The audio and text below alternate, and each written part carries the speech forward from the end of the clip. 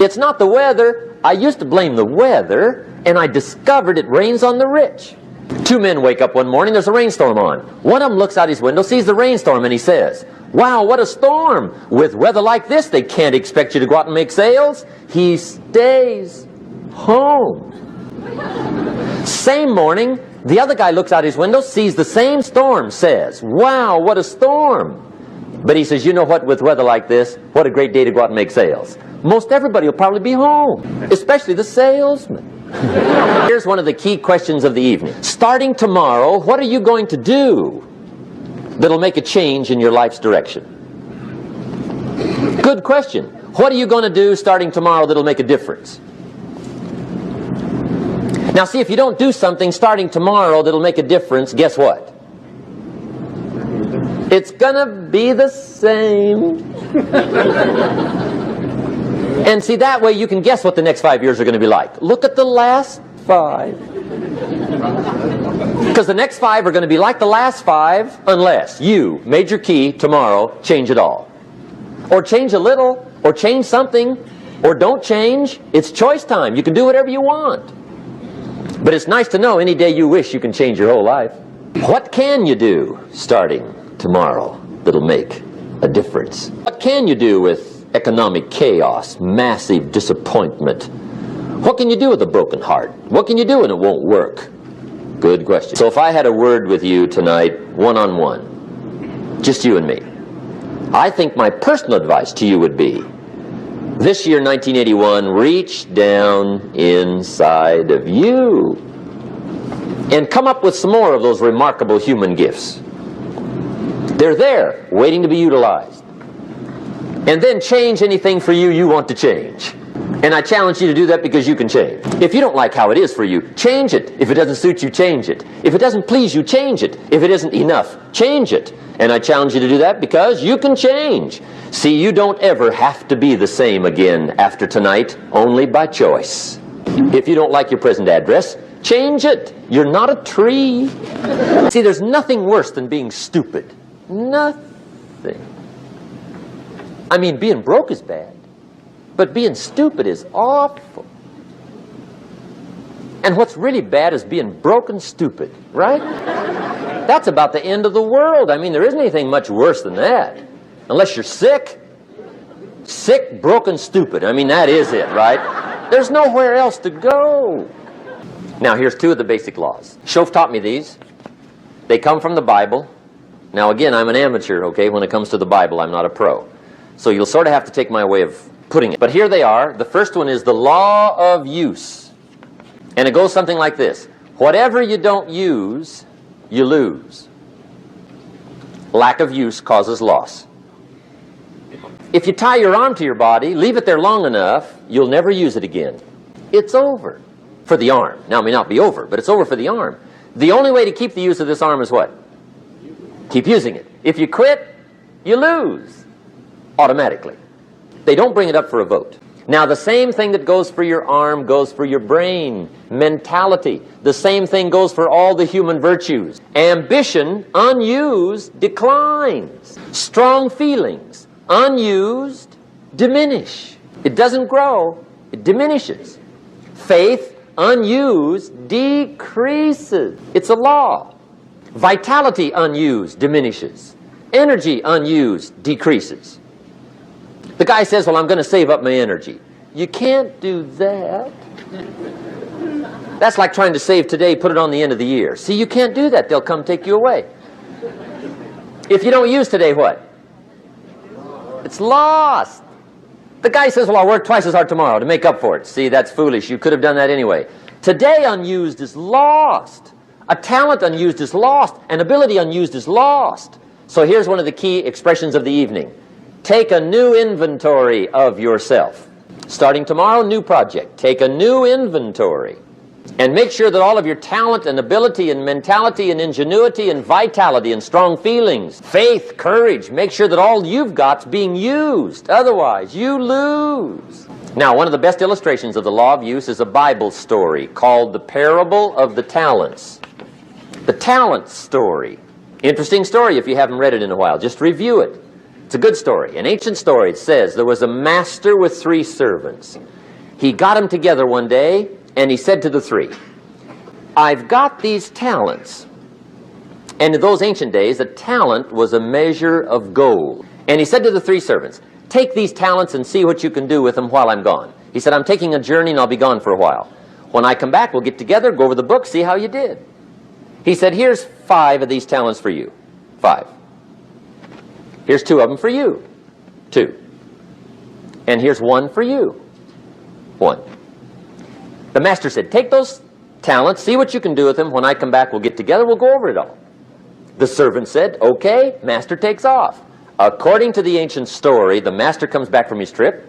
When he gets back, he gets the 3 servants together, and as he said he would, he asks, how did it go with those talents?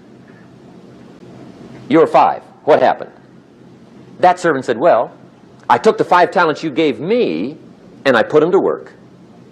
A little shaky at first, but he said things finally got rolling. And he said, I poured it on. And he said, my talents grew to 7, 8, 9, 10. He said, I doubled my talents from 5 to 10. Books will show. Master said, one heck of a job.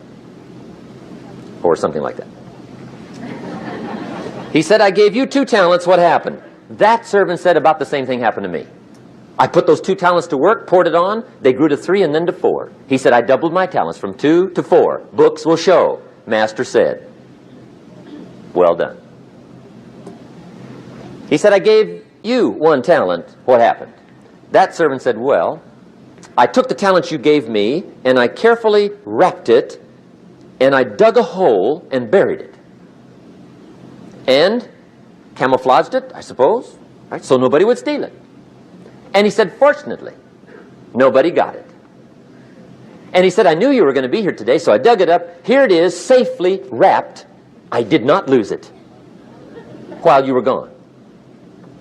According to the ancient story, the master said, take that talent away from him and give it to the man that's got 10.